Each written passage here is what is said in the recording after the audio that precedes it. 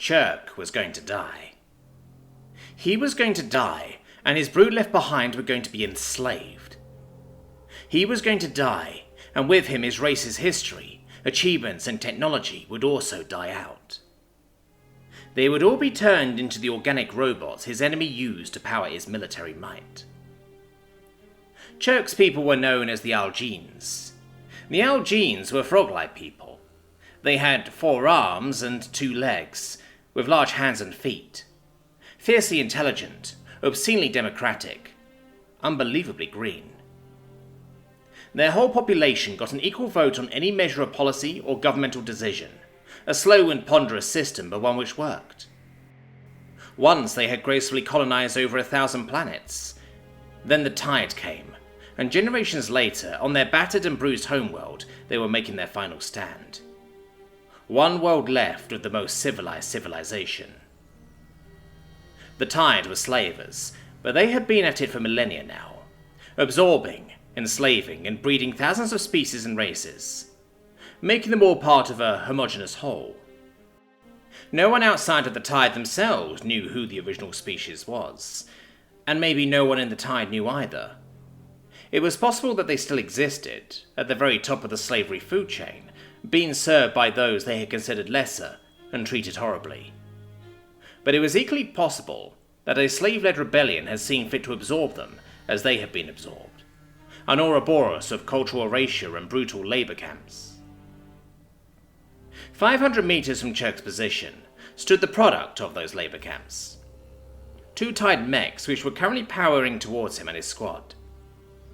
Tshirt had little delusions about how effective his semi-fortified engineers' depot was going to be in protecting their lives. Suddenly, his neural link lit up with new high-priority information. He was not to engage the enemy. Reinforcements were on their way.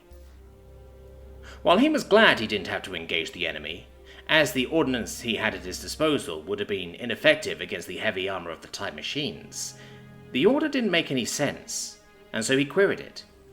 "Reinforcements? What reinforcements? Who's left?" he responded. As there was no one currently available to respond to his query, the overstretched AI superintendent replied in as basic and succinct method as possible. "An orbital drop pod en route. Contents 1 Mech. Mech rating classified. Mech model classified. Mech origin classified. Pilot Anna Sustain Finant. Species human," rattled off the AI in his head. A mind-numbing list containing more questions than answers. Human?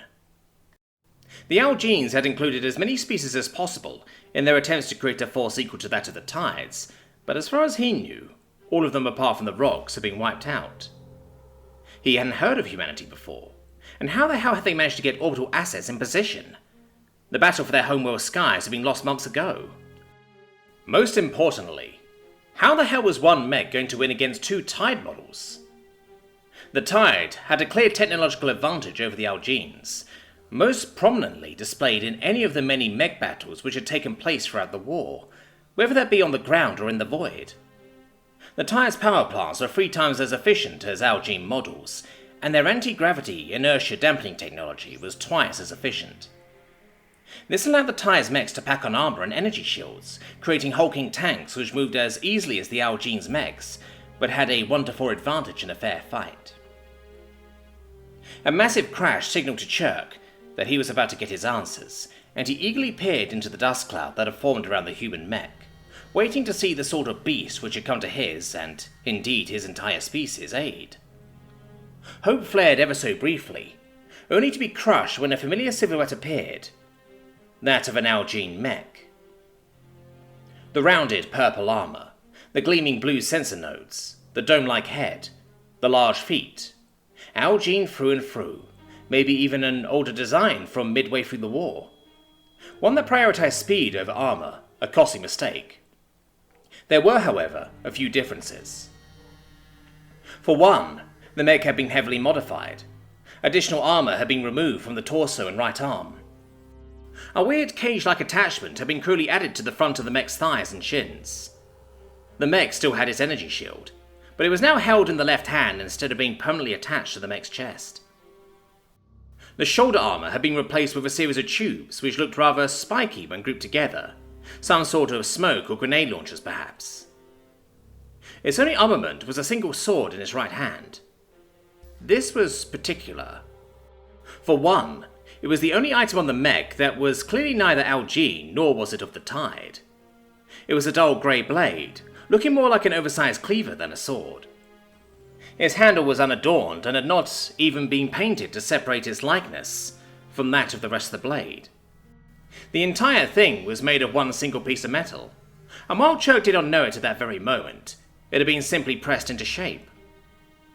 Its edge was barely sharp enough to cut, leaving the entire weapon closer to a bat than a knife. By Algene entire standards, it was brutally crude, utterly remorseless in its hatred for elegant craftsmanship. It was a pipe bomb in comparison to a hand grenade, but like a pipe bomb, it was lethal. Tshirt watched with equal parts dread and what he felt to be misplaced hope, as the Algene mech charged its superior counterparts. He didn't know it at the time, but he would speak of the following battle for many years to come. The human mech launched towards the Tide machines, dust flaring underneath its artificially lightened footsteps. Its strategic removal of armour had made the machine's already impressive performance even more pronounced, and while its speed surprised the two Tide operators, it did little to unnerve them. These two operators had seen enough fighting to know one Algene machine was of little concern, and its missing armour only further reinforced their confidence. They must have pulled that thing straight out of a repair bay, thought the pilot of the foremost Tide mech. These Tide mechs represented a standard advanced scouting group, consisting of one heavy ranged mech and one light melee machine.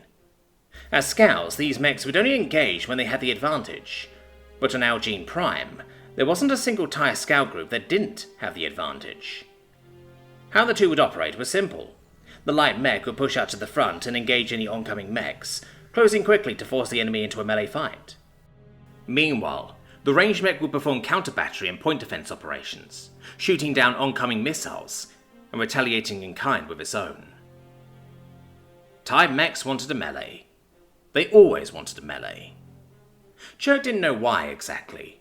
For while it was true that the Tide saw a distinct advantage over Algenes in melee combat, many of their mech units would choose to engage in a melee fight even when they could have easily dispatched their enemies from afar. Maybe they just found it fun. For the Algene race, it was obvious that the Tide mech operators had been trained extensively on sword combat, even before this war had taken place, and no Algene could win against a Tide in a fair fight. As the war progressed, the Algenes had tried to level the playing field in this aspect, bringing in veterans to teach new operators how to properly utilize the blade. But the icy fact was that swordsmanship had died out long ago in Algene society. For what modern enlightened society could possibly keep such a thing alive, and could not be resurrected in a timely manner? At least not on the sort of scale they needed, if they were to compete against the Tide. Of course, neither an Algene nor a Tide Frau had seen a human wield a blade before. Human swordplay techniques had been forged in the flames of thousands of battles, and like a candle lit from that flame, had been preserved generation after generation. No one had expected that the fires which forged such skill would ever be relit, but it was on Algene Prime that one small candle found the sort of kindling its ancient creators could not have even imagined. The Algene and the Tide machine finally met on the field of battle, with the Tide's long-range support not having fired a single shot. The Tide machine used its superior power output to slash its sword down, and the pilot hoping to knock the sword from the human mech's clearly loose grip. It was a surprise to all when the human mech flicked its blade up to deflect the blow, and keeping its grip loose as it did so, letting the momentum of the blade do the necessary dirty work. Had a human been deflecting a blow like this, doing so would have reduced the amount of force, and hence energy, necessary to block the blow, allowing the fighter to keep their strength up, to persist in the melee for far longer than a less skilled counterpart. On a mech, muscle fatigue was less of a concern. However, not resisting the full force of the blow vastly reduced strain on the framework, motors, and anti-gravity pods of the machine.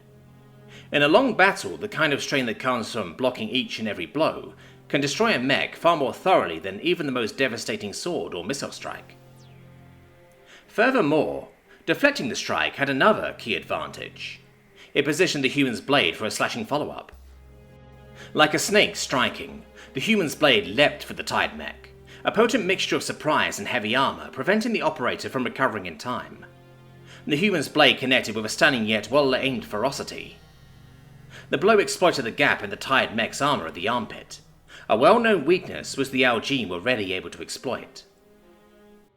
The blade cut deep, severing several of the thick black cables which sent power down the opposing mech's arm. Like cutting into a ligament, the Tide Mech's right arm, sword included, slumped down, as the anti-gravity modules cut out due to lack of power, and his motors struggled to lift the now considerably heavier arm. Completely blindsided by the ferocious attack, and now lacking an effective sword arm, the Tide pilot responded in sudden desperation. Twisting his mech at its hips, the pilot slammed his own weak and heavily armored arm into the Algene mech, which had wounded it so. This may have seen the Tide Mech retake the initiative in battle, and with it the advantage.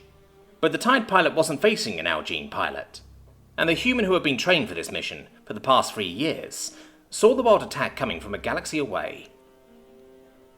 Ducking before the Tide Mech even began its twist, the human pilot successfully dodged the incoming attack. Only instead of leaving it there, she followed up the movement by striking the upper thigh of the Tide Mech with the pommel of her sword. The ball joints located there had been studied by human engineers who, it must be stated, had a better grasp on how to break things than their Algene counterparts. The joint shattered under the force of the well-placed blow, and the stresses the wild swing with an overloaded arm had placed on the machine. Tshirt couldn't believe his eyes as the machine crumpled into an awkward heap. With just 2 well-placed blows, the mech pilot had managed to take down a significantly better equipped target. His men behind him cheered, but he didn't. The friendly mech wasn't out of the woods yet, and there was still a lot of ground to clear between the fallen melee mech and its ranged counterpart. Tshirt could scarcely breathe as the Tide ranged mech readied itself for a missile salvo. A single Tide missile was capable of wiping out the Algene mech, but they never fired a single missile. Tshirt clenched his teeth tight as his men stopped cheering and looked on with horror as smoke began streaking over the battlefield, signalling the death that was currently barreling for their only hope. Inside the outmatched Algene mech, however, the human pilot only smiled.